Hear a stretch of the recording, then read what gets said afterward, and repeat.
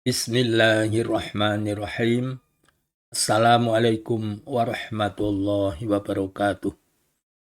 Innal hamdalillah nahmaduhu wa nasta'inuhu wa nastaghfiruh wa na'udzu billahi min syururi anfusina wa min sayyiati a'malina. Man yahdihillahu fala mudhillalah wa may yudhlilhu fala hadiyalah. Wa asyhadu an la ilaha illallah wahdahu la syarikalah wa asyhadu anna Muhammadan abduhu wa rasuluhu la nabiyya ba'dah. Allahumma sholli ala Muhammad wa ala alihi wa ashabihi wa man tabi'ahum bi ihsanin ila yaumiddin amma ba'd. Pada kesempatan ini saya akan menyampaikan kegiatan daripada tim penyeragaman Al-Quran setelah musyawarah kerja ulama yang kelima tahun 1979.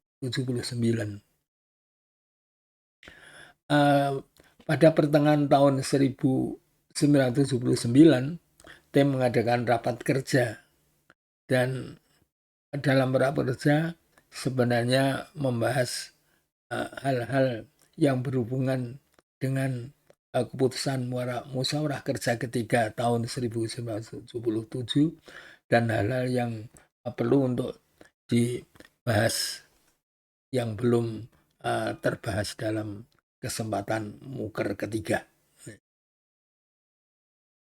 Maka direncanakan bahwa mulai tahun 1980 atau muker yang ke-6, ke-7, dan ke-8 dalam waktu 3 tahun ini direncanakan ditulis Al-Quran Braille sebagai Al-Quran standar, dan Al-Quran juga ditulis dalam bentuk gambar atau dengan menggunakan tinta yang bisa dilihat oleh orang yang melihat, ya, orang awas, bukan tunanetra, dan tunanetra tidak bisa mengoreksinya. Tapi waktu itu menyampaikan bahwa adanya Quran induk dalam huruf Braille dengan gambar, dengan tulisan, untuk mengutipnya itu belum tentu bisa menjamin kebenaran dalam mengutipnya, karena tulisan Braille dalam bentuk titik-titik dalam menyalinnya belum tentu tepat. Dan waktu itu belum ada komputer, ya, berbeda dengan saat sekarang. Tetapi waktu itu tetap dilakukan, sehingga dari Yayasan Wiataguna yang waktu itu menggunakan nama Yayasan Penyantun Wiataguna dan Yayasan Kesejahteraan Tunanetra Islam, masing-masing setiap tahun menulis 5 juz. Untuk Wiataguna juz 1 sampai dengan 5, dan untuk Yagetunis juz 6 sampai 10. Begitulah setiap tahun, sehingga diharapkan dalam 3 tahun lengkap dengan naskah itu, telah lengkap satu naskah Al-Quran 30 juz.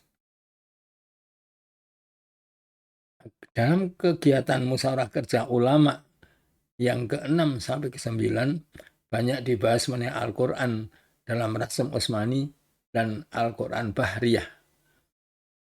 Mengenai Al-Quran Braille hanya hal-hal tertentu disisipkan untuk pembahasannya. Dari tim banyak kesibukan untuk mengoreksi hasil tulisan tersebut. Dan waktu itu di sela-sela musyawarah, dari tim juga mengadakan musyawarah tersendiri, antara lain membahas masalah damat misalnya. Damat diterapkan untuk semua mat yang bacanya lebih daripada 2 harokat. Maka untuk mad jaiz munfasil dan mad silah tawilah juga diberi tanda mad dengan kode titik 246. Waktu itu saya mempertanyakan bahwa dalam Al-Quran Rasm Utsmani atau Al-Quran Awas, tanda mad itu antara mad yang panjang dengan yang agak pendek itu berbeda. Maksud saya seperti untuk mad lazim musakol kilmi dalam lafaz waladdallin itu gambarnya lebih besar. Itu juga berbeda dengan tanda mad dalam potongan huruf pada permulaan ayat. Untuk tanda mad pada mad jaiz munfasil dan mad silah tawilah itu lebih kecil, juga berbeda. Sekarang bagaimana kalau itu dirumuskan dalam huruf braille dengan rumus yang berbeda? Tapi dengan berbagai pertimbangan, hal itu akan menambah beban, menambah kesulitan bagi para penggunanya. Sehingga untuk semua mad diberi tanda yang sama. Kemudian huruf maksud saya adalah harokat isbaiyah. Dalam Al-Quran Braille hanya digunakan kasroh isbaiyah dan dhammah isbaiyah hanya digunakan pada mad. Maksud saya adalah pada huruf-huruf dhamir, ya, seperti lafaz lahu dengan dhammah isbaiyah, kemudian lafaz bihi dengan kasroh isbaiyah. Sedangkan fathah isbaiyah bisa digunakan lebih luas lagi, bisa di tengah kata sudah lafaz jalalah menggunakan fathah isbaiyah. Mengenai huruf-huruf yang dimahdhufkan, seperti ya yang dimahdhufkan atau dihilangkan, maka dikembalikan seperti dalam lafaz uzitum, maka ditulis dengan double ya, tak domah tasid ya tak domah mim sukun. An-nabiyyin juga ditulis dengan alif lam tasid nun fathah ba kasroh ya nun fathah. Begitu pula untuk huruf wawu juga dikembalikan seperti lafaz yastawun, maka ditulis dengan double wawu, ya fathah sin sukun tak fathah wawu nun fathah. Ya. Dawudu ditulis dengan dal alif wawu dal dhammah. Nah, antara lain semacam itu, dan saya tidak akan menceritakan proses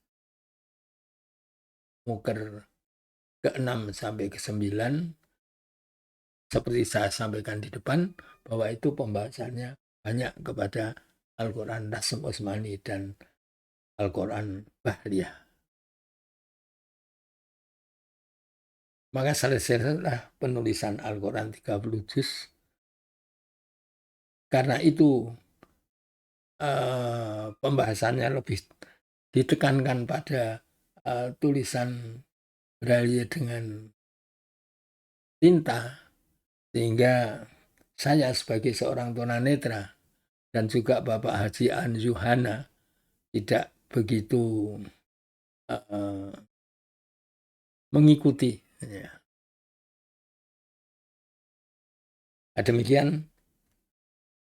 Dengan demikian bahwa Al-Quran di Indonesia diharapkan telah seragam dan para tunanetra bisa menggunakan dengan baik.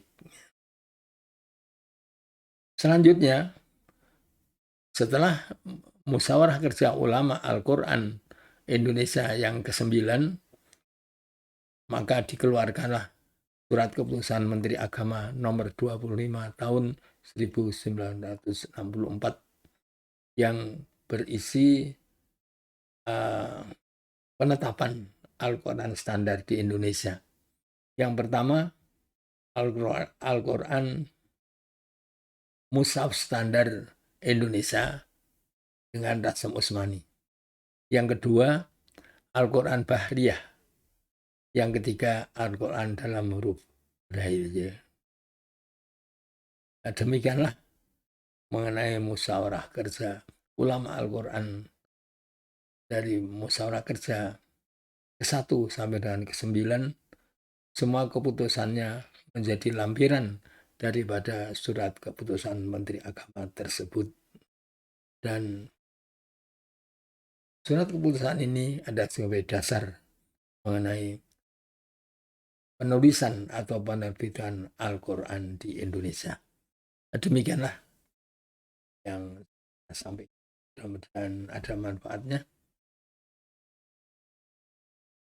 Alhamdulillahirrabbilalamin. Subhanakallahumma bihamdik. Asyhadu an la ilaha illa anta. Astaghfiruka wa atubu ilaik. Assalamualaikum warahmatullahi wabarakatuh.